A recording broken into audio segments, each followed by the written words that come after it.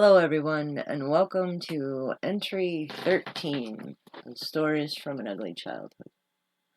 I am your host, the Crap Artist, and you will have to forgive my lack of decorum today and my lack of proper posture because this is like take a million or something like that, and yeah, I'm kind of over looking directly at the camera and sitting up straight. So yeah, as long as you guys can hear me, I think we'll be all right today.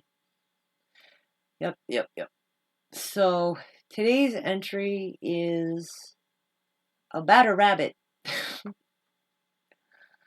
um, he was this rabbit was the very first living being that I felt true unconditional love for. Um, that is not to say that it did not have other animals and pets and people and things in my life to take care of, but this rabbit was the first one that I was just he was my baby. He was my little baby boy. um yep. And I got him around about, I want to say, my second grade year. That's a weird way to say it.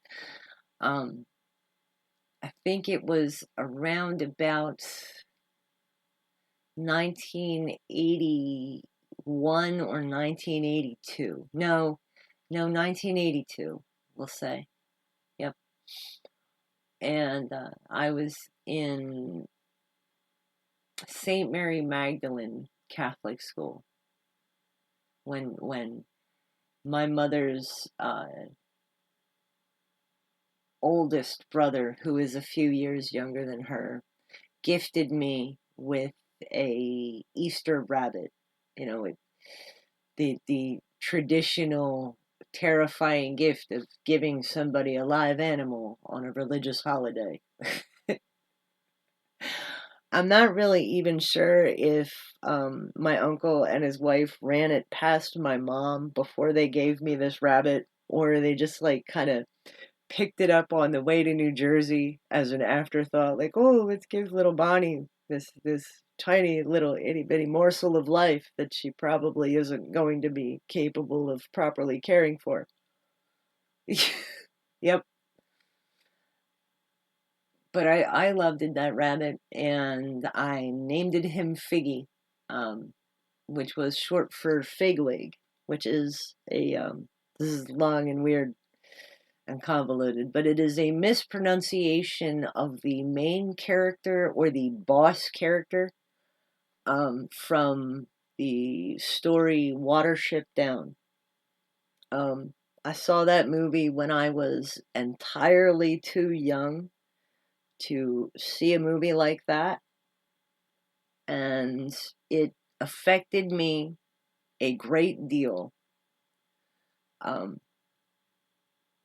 to this day, to this very day. Yes, the Watership Down. You should not ever let 7-year-olds just watch any old animated feature, because boy, do they animate some serious topics. Anyway, Figgy. So Figgy didn't have the best life because, he lived with my mother and I. He lives in our bathroom, and this was when we lived by ourselves in, my mom calls it the little house, but it was Section 8 housing for single parents and low-income families. And you had to meet a certain criteria to maintain housing, and the rent was adjusted based on your income. So it was that kind of thing. And the reality was, my mom made far more money than was acceptable range to be in that housing. She did not deserve to live in that housing, because she was capable of earning enough money, and she just didn't want to, she didn't want to pay full price for anything. She wanted to take what she could. There is no fights, excuse me. Spooty, madam, I do not know what your problem is. I'm sorry about that. It started out as a mutual grooming session, but I guess one of them got aggressive, and yeah, so cats. Can't live with them, can't devour.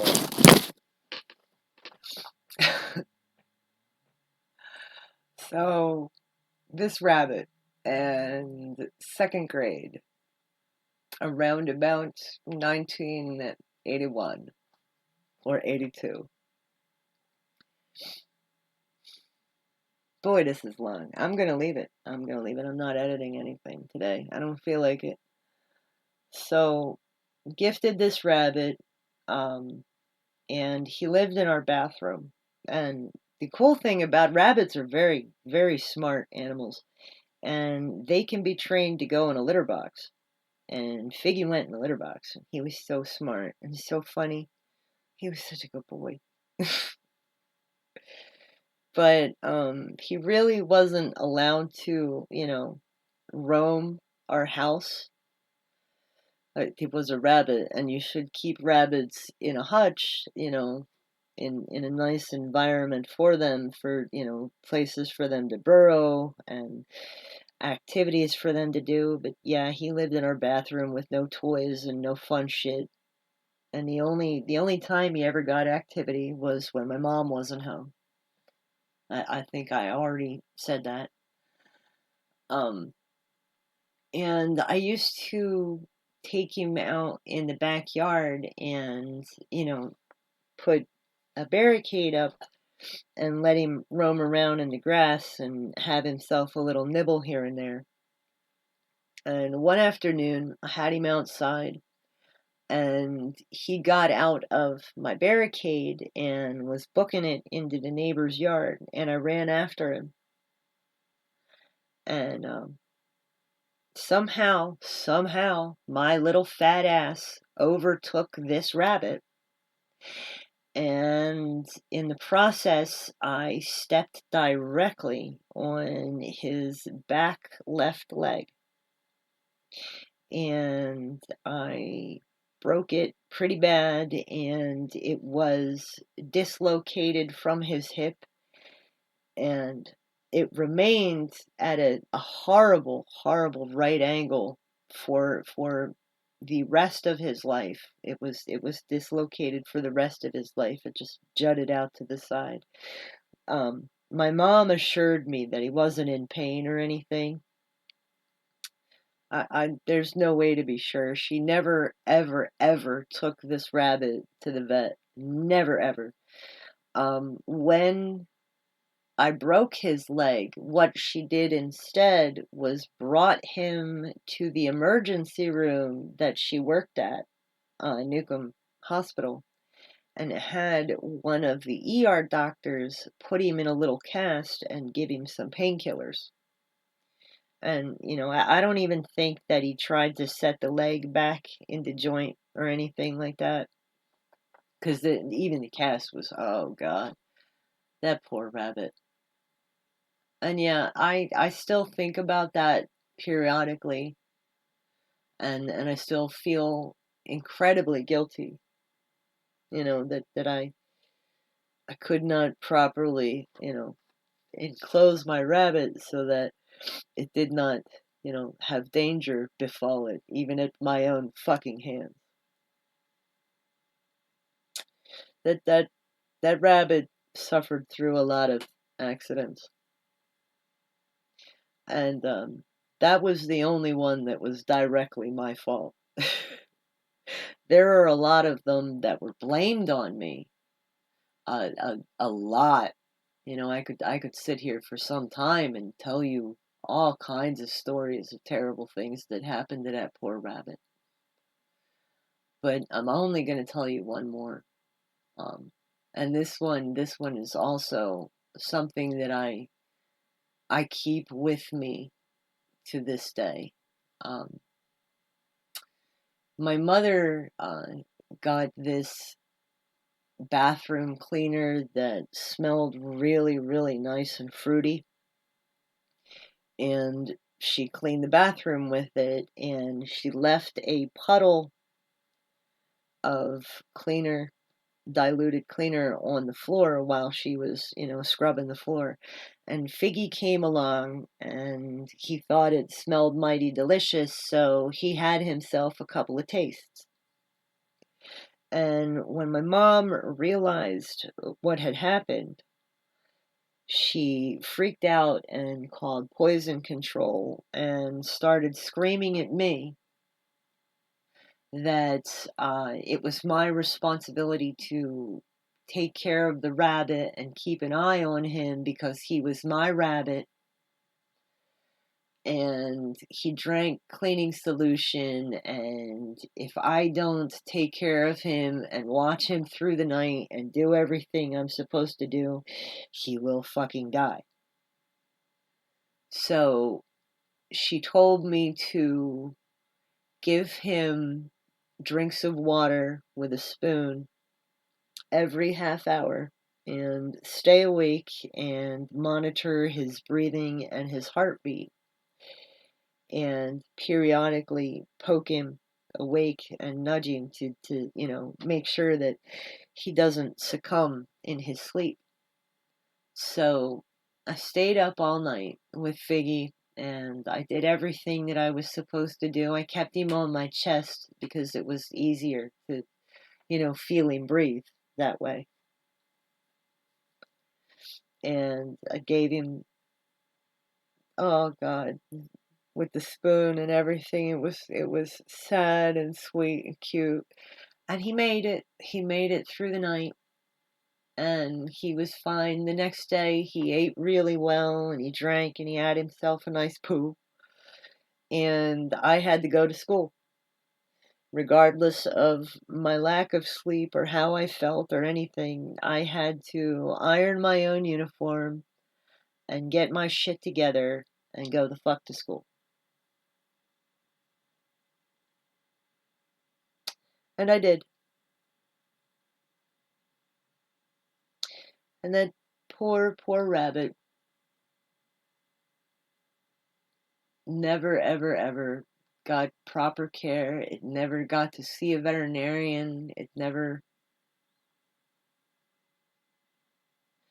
And every time something happened to it, it was my fault. Even if I wasn't even in the house, it was my fault. Even if I had absolutely nothing to do with it.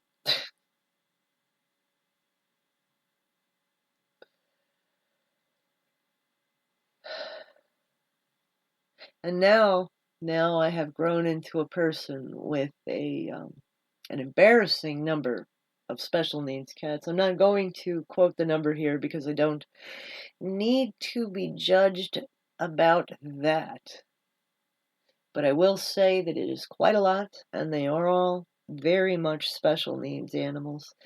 Every single one of my cats has feline leukemia virus and feline herpes, and they were all basically born that way. And that leaves a lot of long-term health issues like respiratory issues and dental issues and heart issues. Yeah, so it's a lot of care. It's a lot of intense care, and it is very, very expensive to maintain their veterinary care. Just last Sunday, we had to spend $1,000 because of my sweet little chubby Gilbert, my long-haired boy. he has crystals in his urinary tract. And Sunday morning, I found him crying on my art room floor in a puddle of pee and blood. And yeah, it was fucking terrifying. And right to the fucking vent we went, you know. Drove all the way to Cockeysville, and yeah, and they didn't even give him a catheter or anything. They just squeezed him out and gave us special food and instructions, and I kind of feel a little bit ripped off, but you know, I'm doing everything that I can. I'm doing my own research, and he's, you know, I'm modifying his diet. Now we have to go eat in the bathroom by ourselves because he has to have special nice plate and special Gilbert food, so everybody else needs to take a sniff and muscle in and have a little taste. So yeah, we have private dining now.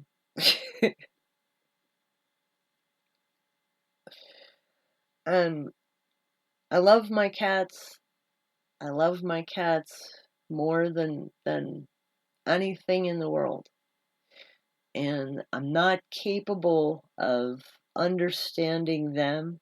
You know, that I can to a rudimentary level. Anybody can understand an animal at a rudimentary level, but I don't, you know, I don't fully grasp their emotional state, and I don't know if they care about me or even like me. But I love the living fuck out of them, and they bring me a great deal of joy every single day. Just watching these little jerks groom each other is one of the most joyful things I have ever seen in my life. And watching them eat. That's why a couple of my cats are you know, in need of diet modifications, because I really, I have a problem with watching cats eat. I love it.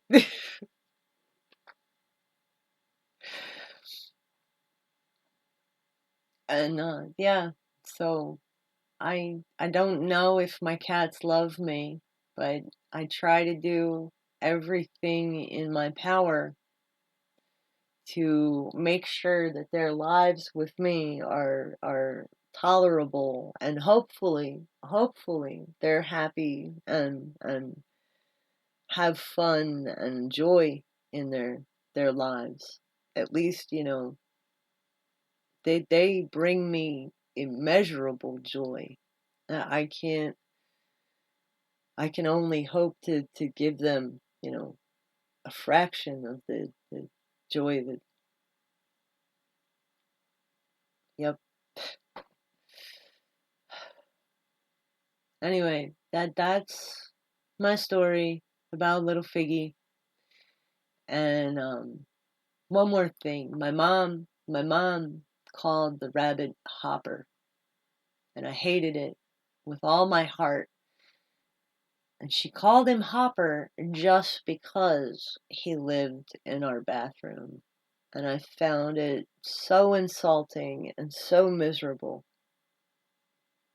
And I thought that calling him Figgy or King Figwig was far more preferable, even though it was a total mispronunciation of what it should have been. Anyway, that's my tale, and I hope you guys have a good night or day or whatever fucking time it is. And now I'm gonna go do something creative. Bye.